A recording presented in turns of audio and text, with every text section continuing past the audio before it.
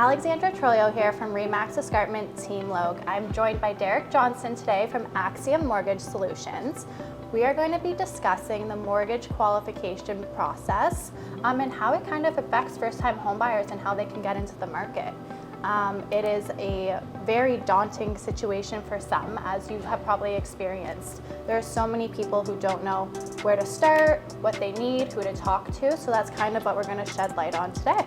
So Derrick, I'm going to let you take the floor here and roll with it. Perfect.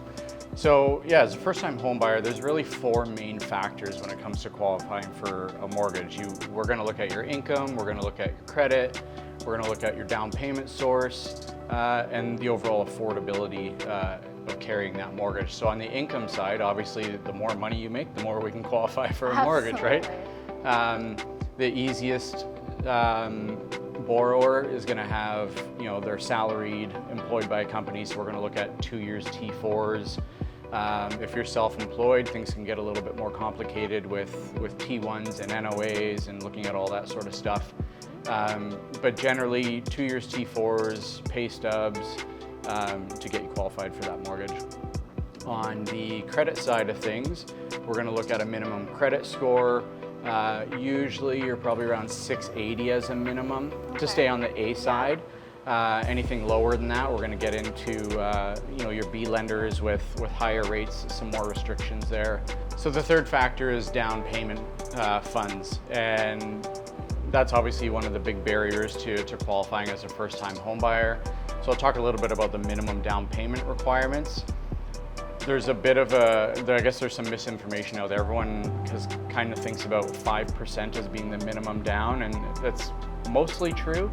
The minimum down is 5% on the first $500,000, and then from 500 to $1 million, there's a 10% down. So you would put 5% on the first 500, and then 10% on any excess over 500 up to $1 million.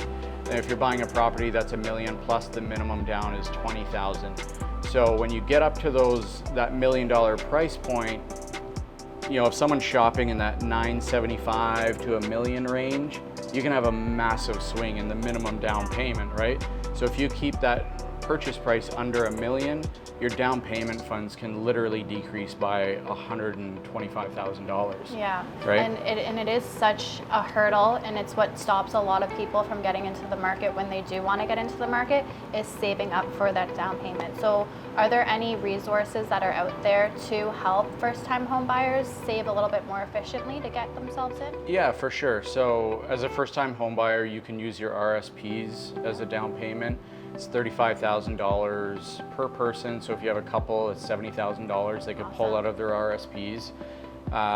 There's a 2-year grace period after having pulled those RSP dollars out, and then you have 15 years to either pay that back into your RSPs or claim it as income. I think most people end up claiming it as income instead of putting it back into their RSPs, but that is an option. There's another program out there called the First-Time Homebuyers Incentive. And this is a government program where the government can match your down payment. So let's say you've got 5%, but you want to put 10% down. The government can match that and essentially loan you that 5%. The problem with that program is the government then owns 5% of your home. So when you go to sell, they're going to collect 5% of that equity. So not the greatest program. I've personally never seen anybody use it yet, but it is there if someone wanted to. And then in 2023, there's a new bank account that's coming out called the First-Time Homebuyers Savings Account. Similar to a tax-free savings account, you can put up to $8,000 per year in there to a maximum of $40,000, and those funds can be used towards the down payment as well. So when we talk about going in on a property with somebody else, can you explain the difference between a cosigner and a guarantor? Yeah, for sure. So your cosigner is going on title, so they legally own the home along with you, whereas a guarantor is just guaranteeing those funds are going to be paid, so they don't actually go on title.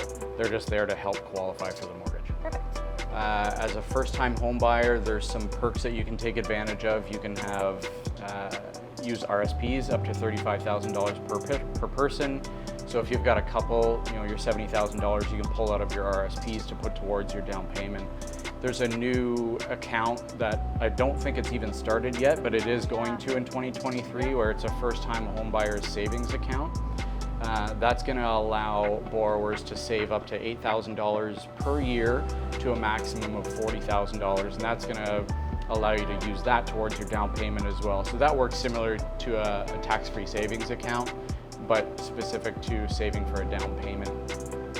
You can also get gifted funds. First-time home buyers, the market is a little crazy out there, prices have gone up a lot, so it's harder to save for that down payment. So we're seeing a lot of first-time home buyers relying on Bank of Mom and Dad for that down payment. And then lastly, affordability. So we want to look at the overall affordability of carrying that mortgage. So we look at all of your debts. So it's a combination of what the shelter costs are going to be of carrying that mortgage, but also any additional credit card debt, line of credit debt, student loans, car loans, all that sort of stuff. So we lump that all together and look at that as a percentage of your overall household income. And those ratios need to be within a certain number, right? So that's usually your GDS, which is gross debt service, which only relates to shelter costs and your household income. We want to keep that within 39%. Your total debt servicing, which includes your shelter costs and all your additional debts, the credit card debt and stuff like that, we want to keep that under 44%. There's exceptions to those rules, but generally 39 and 44 is where we want to stay with affordability. Yeah. Awesome. Okay, so when it does come to affordability, we have been seeing a lot of, first-time home buyers come to us and want to jump in on a property with a friend or a family member. What kind of process would they have to go through legally, I guess you could say? Yeah, so I'd say we see it a lot now. Like a parent has to hop on title to help with their child to qualify. We just have to have further conversations about what the legalities are of that and what the legal responsibilities are of the parent or whoever else, if it's a friend situation. When you hop on title to help with affordability, you're legally responsible to pay that mortgage. Even though in reality you're not paying that mortgage on a daily basis, but if your child no longer can pay that mortgage, well, now you're on the hook for paying that, right? And we also have to look into the future too, where let's say you wanted to do a refinance of your own home as a parent. Well, that liability of your child's mortgage is now on your file, and we have to use that for qualifying. So those are conversations that just have to be had. And lenders are typically going to require that parent to probably get independent legal advice as well, just to make sure that they understand what they're getting themselves into. Absolutely, but then when it comes to being qualified, it is a little bit easier when you do approach it that way. Yeah, because you're bringing more money to the table, right? So the overall affordability on paper is going to go down. But the reality of the situation is it's the child themselves that's carrying it. So they just need to understand, and when we have these conversations with them, we don't want the parent coming in and having to carry too much of that from an affordability perspective, because again, going back to the reality is it's the child that's paying it. Absolutely. And you don't want them to be house poor. Yeah, but it is a good option, I guess you For could sure. say. Awesome. Yeah. Alrighty, well, it is super important that you do kind of go through that pre-qualification process prior to starting your home search. It does lock in the criteria that you should be looking at, the type of property, the location. It makes you feel a lot more confident moving forward with an offer, and a lot more stronger at the table as well, because we have been seeing those a little bit more of a competitive market come back into play. So I do appreciate you kind of jumping in and explaining, how and what is looked at when you do qualify for a mortgage and going through that process. So thank you so much for being here today. Thank you. No worries.